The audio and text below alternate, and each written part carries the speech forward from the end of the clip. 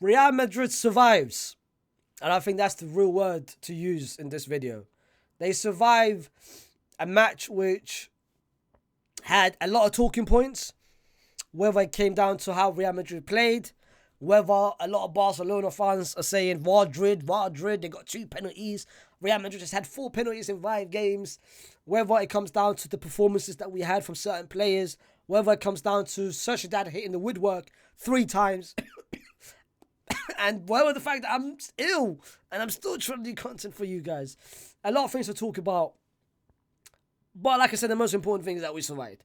Before I go any further, before I give you my thoughts and the 5 things that we've learned from this game between Real Madrid and Sociedad, don't forget to, of course, like, share, subscribe to the channel if you're new to the channel, and of course, comment your own thoughts of the game, how you felt the game was, and whether you agree or disagree with what I'm about to say. The first thing that we've learned from Real Madrid is, once again, the first that we've learned, like I've been doing for the past 5 games, is that once again, Real Madrid always start the first half very, very slow. Once again, it is a pattern that this season we've played about 6 games, and not a single first half we've played has been a good performance from Real Madrid in all perspectives. First half, once again, Sociedad hit the woodwork twice. Sociedad should have led the first half. Let's be honest. Let's be truthful. Let's not even lie to ourselves. The first half, we were very fortunate to leave that half with a 0-0.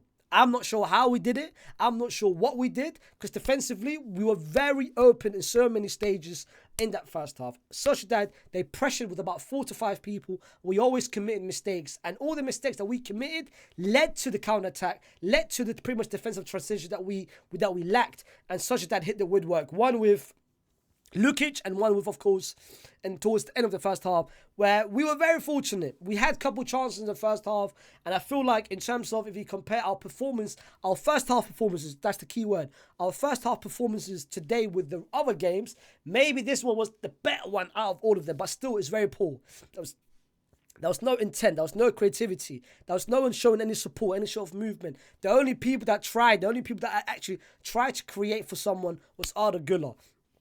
Arda Guler was our best forward line, but in terms of our best performer in the first half, the one person who literally was the defensive cover, and he was doing a job of himself, his partner, and that was, of course, Fede Valverde. Fede Valverde defensively in the first half was everywhere, was absolute everywhere. He was playing as a pivot.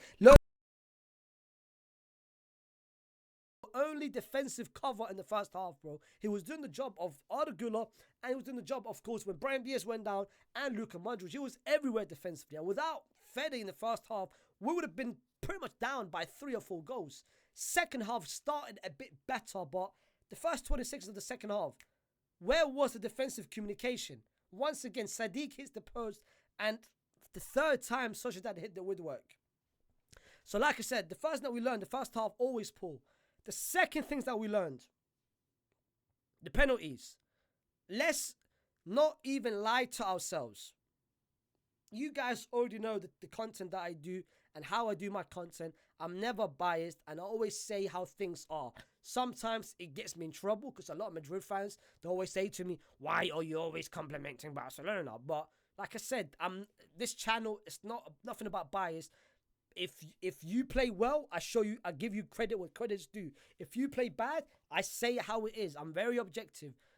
Put your bias aside. Put the bias in the bag, bro. Put everything in the bag. The 2 penalties that Real Madrid got is straight up penalties, and you can't even deny it. Whether you're a Barcelona fan, Atleti fan, City fan, if you hate Madrid, I don't care. The penalties that we got is straight up penalties. The first one, when Arda Guler tries to shoot, you can't. The hand wasn't attached to the body. The hand was clearly up there. You tell me that's not a penalty by Sergio Gomez. That's one of the easiest penalty calls I've ever seen. You can't put your hand there. The second penalty, you might say it's too soft. Not really. It wasn't soft. You could clearly see that the challenge was made, and you could clearly see he stamped on Vini's foot. Whether you think it's soft or not, but the rules of the game is a clear penalty. If it happened to your team, you would say the same thing. I'm not being shameless. I'm not being biased. You guys already know I'm not that type of person. But both penalties are clear, straight up decisions. If it happened to your team, I would admit and say straight up penalties.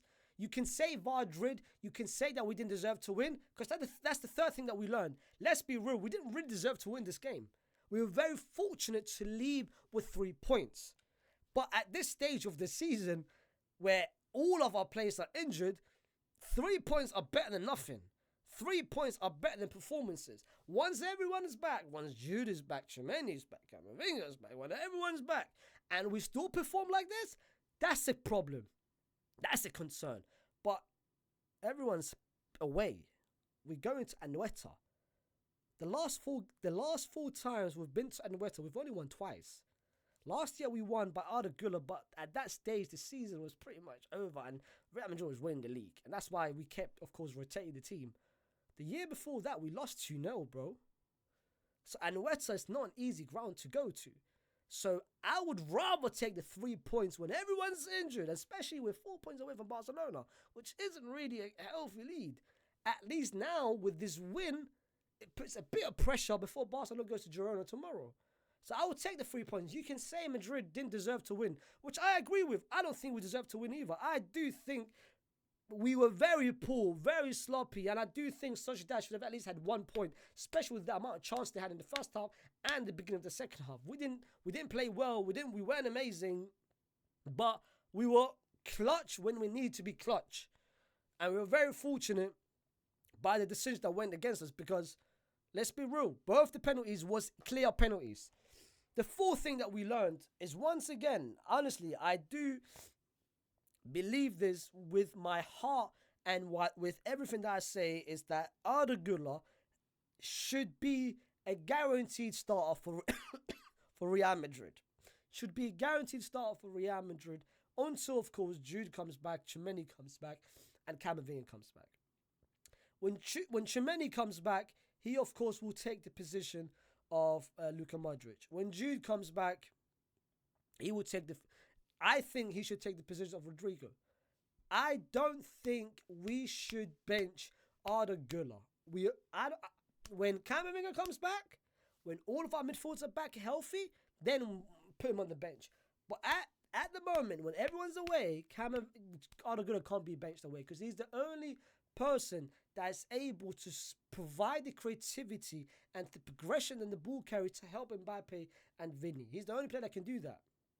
And he's the only player that has the vision and the technical ability to pretty much do it. He doesn't have the ego where he thinks, let me shoot rather than pass. He always has pass first more than anything else. And he's a better fit in terms of chemistry-wise, in terms of system-wise, and in terms of balance-wise. He's a better fit with Mbappe and Vini than Rodrigo. Rodrigo might be the better player. Rodrigo is a better player than Arda Guler. But in terms of, if you want a chemistry vibe and a system vibe, Arda Guler is a better fit to both of them than Rodrigo. And this is not a knock towards Rodrigo. I care about chemistry and the system more than anything else. I don't care about individuals. If I feel like one person is hindering the team, I would say it. But Arda Guler, it should be starting 100%. I don't want anyone to tell me otherwise. Once everyone comes back healthy, then put them on the bench. But at the moment, for the rest of this month, because Camavinga is only back next month, the whole of September, I want Arda Guler to be playing every single game. Every single game. Don't tell me anything else. And the fifth thing that we learned,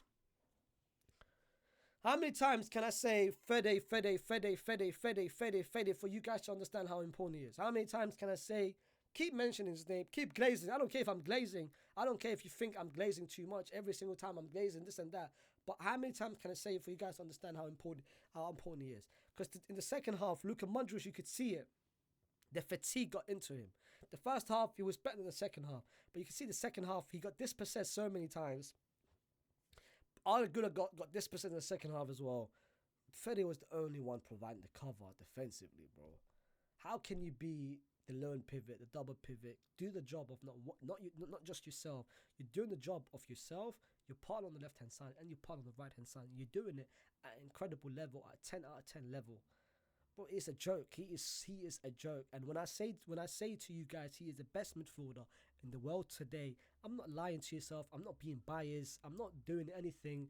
It's the truth, and it's the real truth that Fede Valverde is performing as the best midfielder in the world today, and amongst one of the best players in the world today. It is a joke that he doesn't get the respect he deserves. It's a joke that he doesn't have the PR as other players in the Premier League. It is a joke.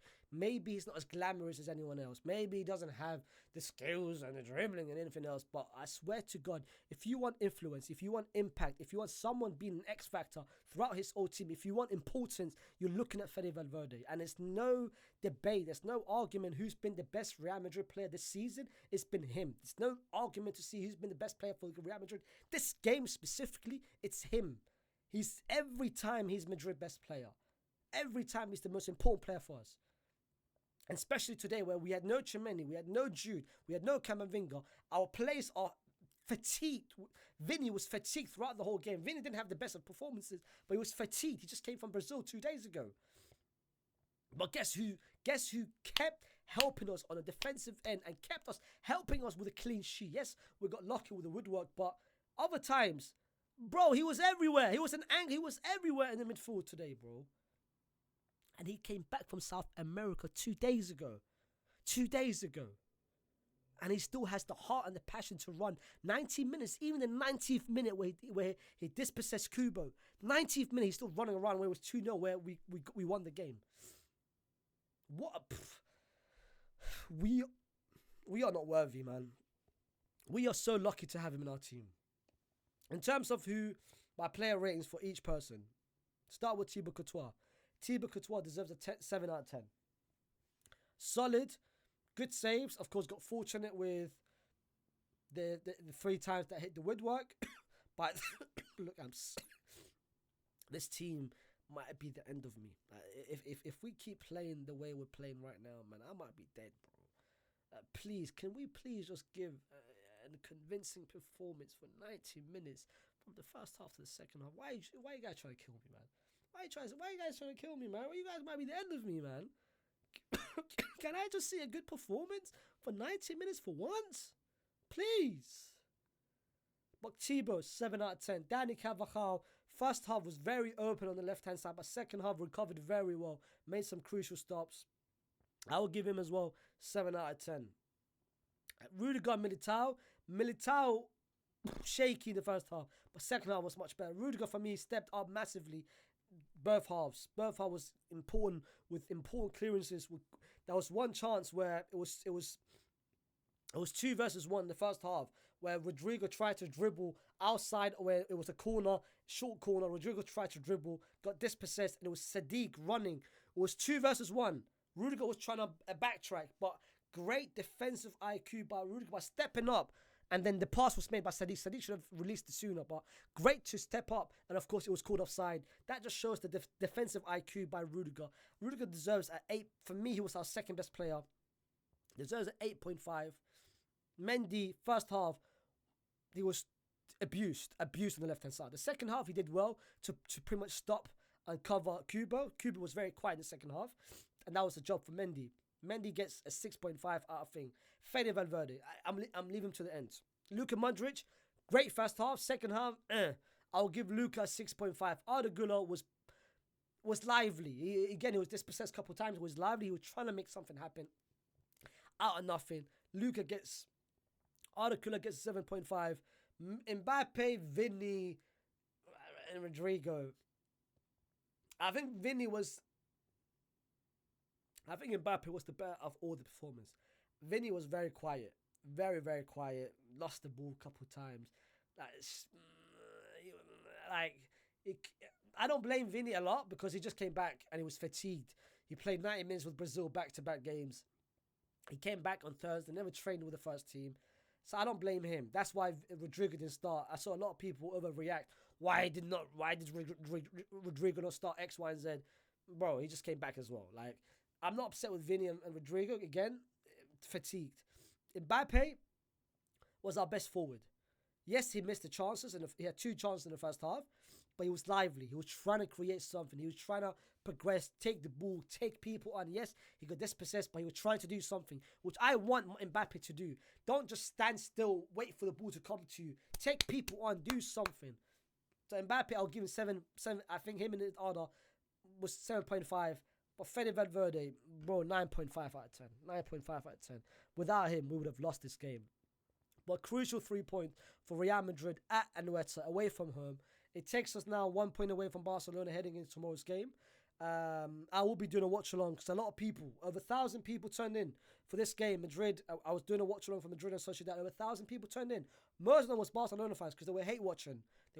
But please, Barcelona fans, in the comments, whatever it is, let me know what you guys think about the game. Don't even try to tell me that the penalties wasn't clear penalties, because it was clear penalties. You can say we did not deserve to win, which I agree with, but don't tell me that it wasn't clear penalties. Don't give me this Vardrid gimmick. It's a clear penalty. But guys, this has been the end. Like the video, subscribe to the channel if you haven't already subscribed. Comment what you think about the game, what you think of what I said, if you agree or disagree with what I said. And of course, I'll see you tomorrow. Barcelona, with 1 point behind you. You better not drop points tomorrow. I'm telling you right now. The same way you guys were hate watching Madrid today, I'm doing a watch along tomorrow. 3 p.m. I'll be there to hate watch you guys. Trust me. I'll be there. See you tomorrow.